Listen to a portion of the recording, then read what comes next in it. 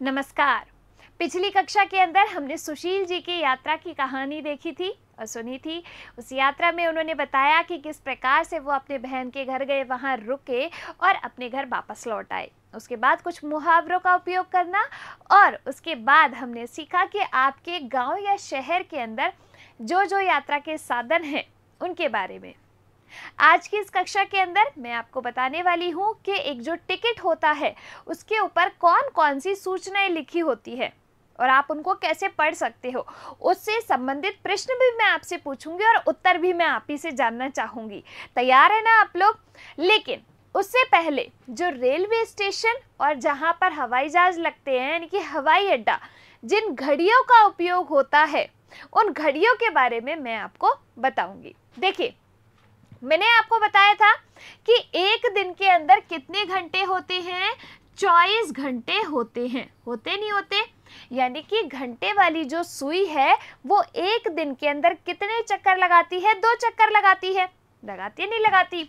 तो देखो, ये इस तरीके से मैंने एक यहाँ पर क्या बना दी, घड़ी। यहाँ पर लिखा है 12, 1, 2, 3, 4, 5, यहाँ 6, 7, 8, 9, 10 और ये 11 और ये 12 लिखा हुआ है।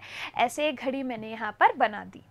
अब देखो, जब घंटे वाली सुई इस 1 से चालू करेगी, 2, 3, 4, 5, 6, 7, 8, 9, 10, 11 से होती हुई 12 पे आएगी, तो यानी कि इसका पूरा एक राउंड क्या हो जाएगा? पूरा एक चक्कर पूरा हो जाएगा। तो अब ये एक दिन के अंदर कितने चक्कर लगाती है? 2। तभी तो 12 + 12 24 घंटे होंगे एक दिन के। अब देखो, जब आप रात को सोते हो तो रात के जब 12 बज रहे हो और दिन के जब 12 बजेंगे तब तक का जो समय है उस पे अपन क्या लिखते हैं? AM लिखते हैं। दिन के 12 बजे के बाद रात के दोबारा जब 12 बजेंगे तब तक हम क्या लिखते हैं? PM लिखते हैं। ये तो हुई 12, जिस घड़ी के अंदर 12 अंक लिखे हुए हो। अब जिस घड़ी के अंदर 24 लिखे होते हैं तो उसमें देखो कैसे लिखे होते हैं। इस 12 के बाद यहाँ पर क्या बचता है? 13 बचते हैं। यहाँ 14, यहाँ 15, यहाँ 16, यहाँ 17, यहाँ 18, यहाँ 19, यहाँ 20, यहाँ 21, यहाँ 22 और यहाँ 23 और यहाँ पर 24। यानी कि हो गए ना घंटे पूरे। पहले तो दिन के 12 घंटे यानी कि दिन के 12 बजे से और रात के 12 बजे और फिर रात के 12 बजे से सुबह के 12 बजे। सुबह वाले टाइम के लिए अपन क्या लिखते हैं? AM लिखते हैं। और जो पूरा दिन होता है उस वाले टाइम के लिए हम क्या लिखते हैं? PM लिखते हैं। अगर मैं आपसे कहूं कि किसी घड़ी में 20 बजे हैं तो उसका मतलब क्या है? देखो, 20 के आगे यहाँ पर क्या आ रहा है? 8 आ रहा है। तो यानी कि उस घड़ी में बजे हैं 8। कब के? रात के 8 बजे हैं। ठीक है। अगर मैं आपसे कहूं कि किसी घड़ी में बजे हैं 13 तो 13 का मतलब क्या है? कि वहां पर बजा है 1। ठीक है, आई बात समझ में? तो इस तरीके से हम जिस पे 24 घंटे वाली घड़ी होती है उसको इस प्रकार से दर्शाते हैं। देखिए, एक दिन में 24 घंटे होते हैं। आमतौर पर हम 12 घंटे वाली घड़ी से समय देखते हैं। इसकी घंटे की सुई पूरे दिन में पूरी घड़ी के कितने चक्कर लगाती है? 2 चक्कर लगाती है। एक चक्कर में 12 घंटे लगते हैं तो 2 चक्कर में आपके 24 घंटे हो गए। फिर दूसरा चक्कर शुरू हो जाता है इस घड़ी में दोपहर से पहले, तो यानी कि दोपहर से पहले वाला टाइम होगा रात के 12 से सुबह के 12 बजे तक। तब अपन AM और दोपहर के बाद समय के साथ हम PM लिखते हैं। अगर मैं आपसे कहूं कि लिखा हुआ है 2 PM तो इसका मतलब यहाँ पर क्या है? तो इसका मतलब है कि दिन के 2 बजे हैं। आगे देखिए यहाँ पर, जबकि 24 घंटे वाली घड़ी आधी रात के 12 बजे से पूरे 24 घंटे का समय बताती है। जैसे 5:30 बजे को 24 घंटे वाली घड़ी में दिखाया जाएगा 17:00, क्योंकि देखो इसमें हमने बनाया ना कि 5 बजे को कितना बताया जाएगा? 17। आगे देखिए, और इसका उपयोग रेलवे स्टेशन, हवाई अड्डे इत्यादि जगहों में किया जाता है। तो अगर आपको 12 घंटे वाली घड़ी दिखाई दे तो भी आप समय देख सकते हो ना, और अगर 24 घंटे वाली दिखाई दे तो भी आप देख सकते हो ना स्टेशन पे। फिर आपको किसी से पूछने की जरूरत नहीं पड़ेगी ना स्टेशन पे कि भाई इसमें क्या टाइम हो रहा है, क्या समय हो रहा है। आगे देखिए, देखिए अब यहाँ पर हम बात करने वाले हैं पीयूष, जो कि एक व्यक्ति है, उसके टिकट के बारे में। उसके टिकट पर सारी सूचना लिखी हुई है, जैसे उसकी रेलगाड़ी का नाम लिखा हुआ है, उसकी आयु लिखी हुई है, उसका कोच नंबर लिखा हुआ है कि उसको कहाँ बैठना है। सारी सूचना उस टिकट पर दी गई है। हम उन प्रश्नों को देखेंगे और उनका उत्तर देने की कोशिश करेंगे।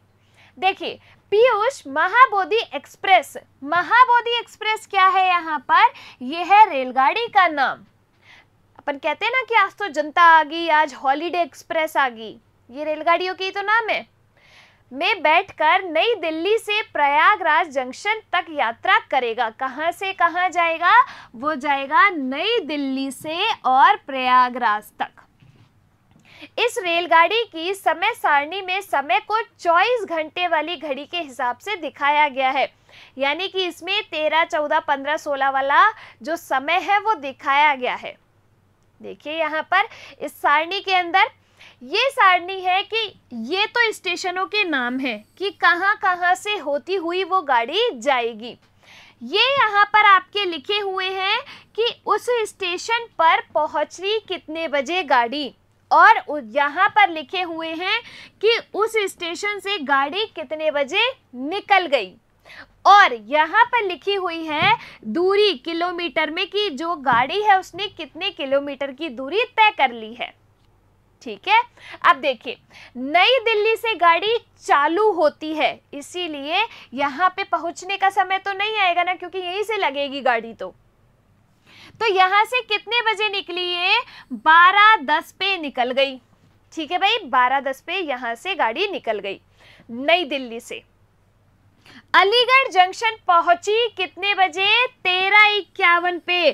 तो अब 13 का मतलब क्या है यहाँ पर, देखो यहाँ पर मैं घड़ी बना देती हूँ जिससे आपको आसानी रहे। इस घड़ी में लिख दो जल्दी जल्दी नंबर, 12, 1, 2, 3, 4, 5, 6, 7, 8, 9, 10, 11 और ये 12। फिर यहाँ से क्या आएगा, 13, 14, 15, 16, 17, 18, 19, 20, 21, 22 और ये 23 और ये 24। ठीक है, ये मैंने बना दिया।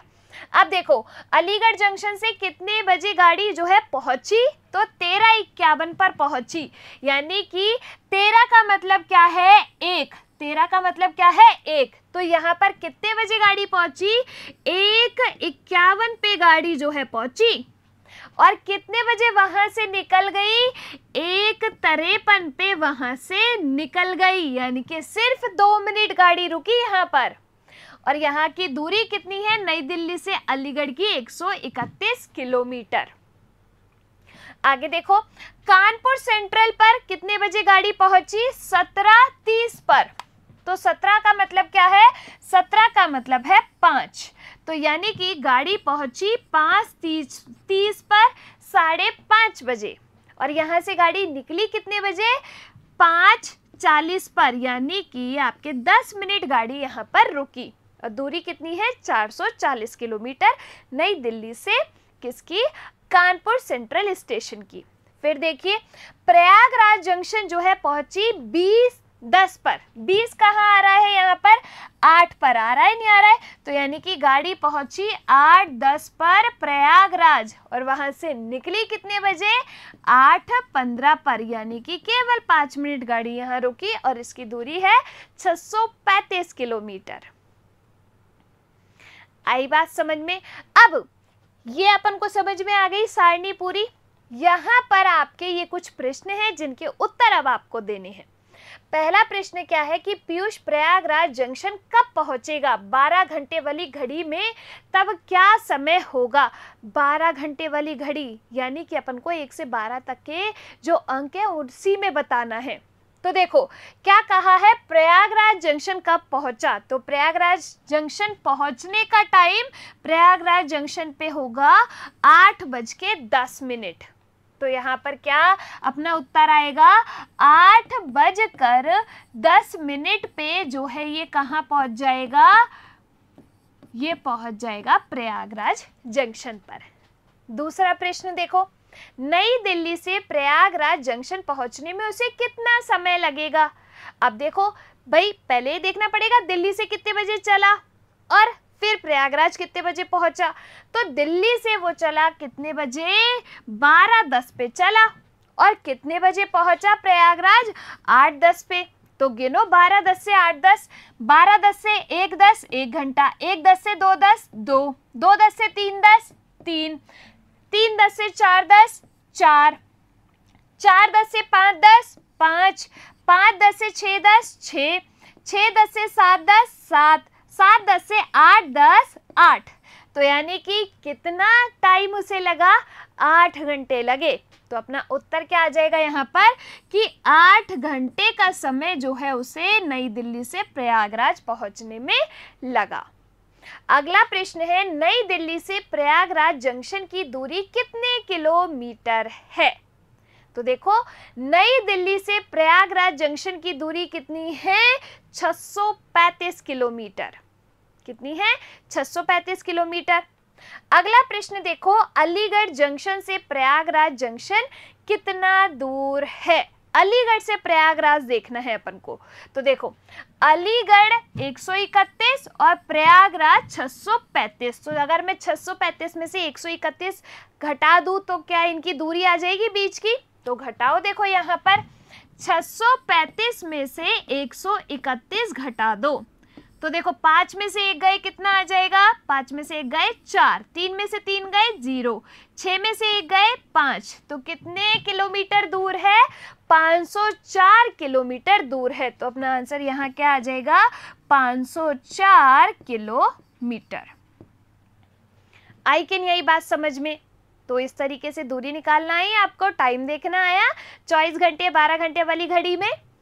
चलिए आगे देखिए, ये जो है यहाँ पर एक टिकट है और इस टिकट पे सारी चीज़ें लिखी हुई है। देखो यहाँ पर ये जो है PNR नंबर है, यहाँ पर गाड़ी संख्या है, यहाँ पर टोटल जो है दूरी लिखी हुई है, यहाँ पर टिकट नंबर लिखा हुआ है, ये गाड़ी का नाम लिखा हुआ है, यहाँ उसके कितने रुपए लगे वो लिखा हुआ है, ये उम्र लिखी हुई है, सीट नंबर लिखा है, कोच नंबर लिखा है।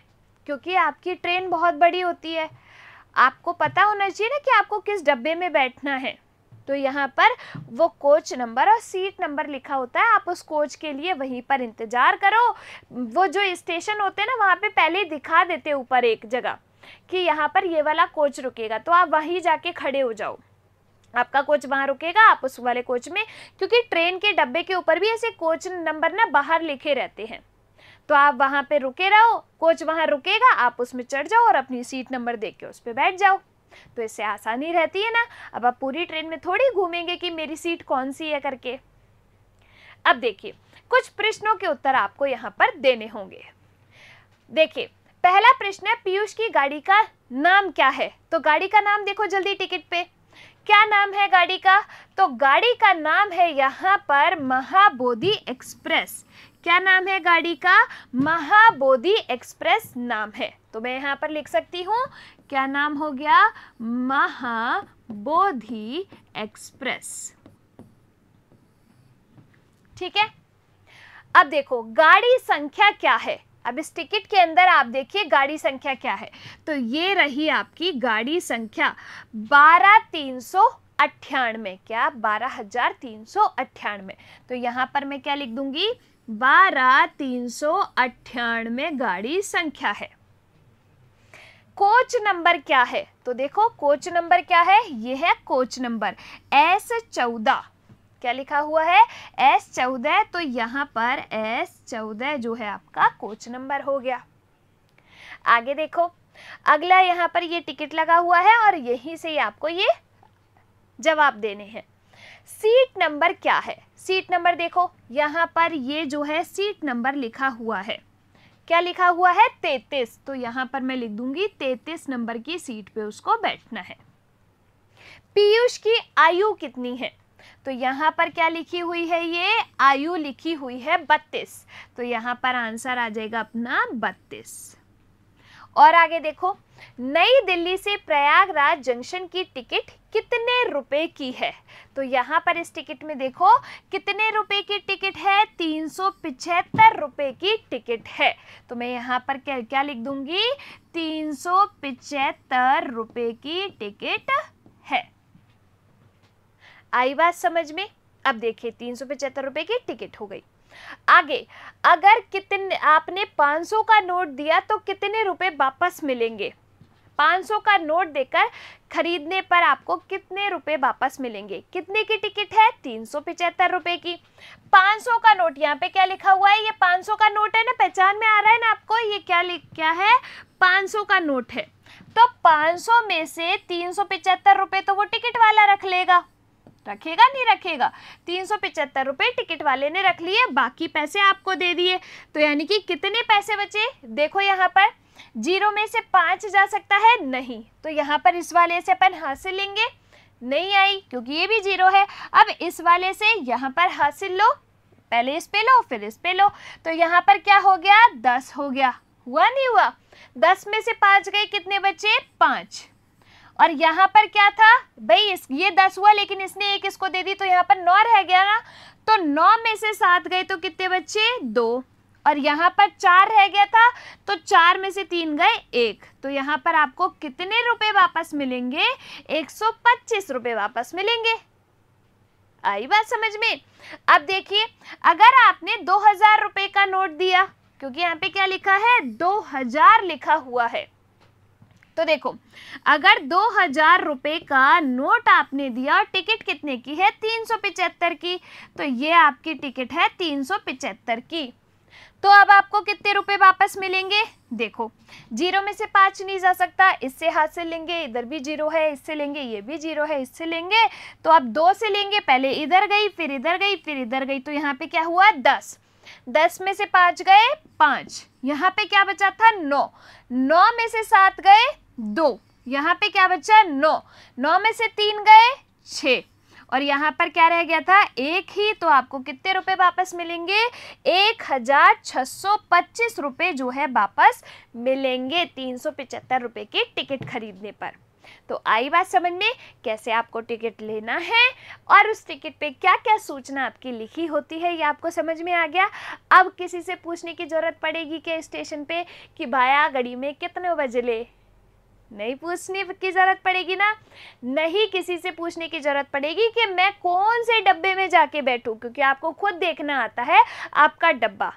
तो अपने टिकट को साथ रखिए और उस टिकट पे देखिए कि आपका नाम, आपकी उम्र, आपकी गाड़ी का नाम, वहाँ पे आपका कोच नंबर, सीट संख्या सब लिखा हुआ है।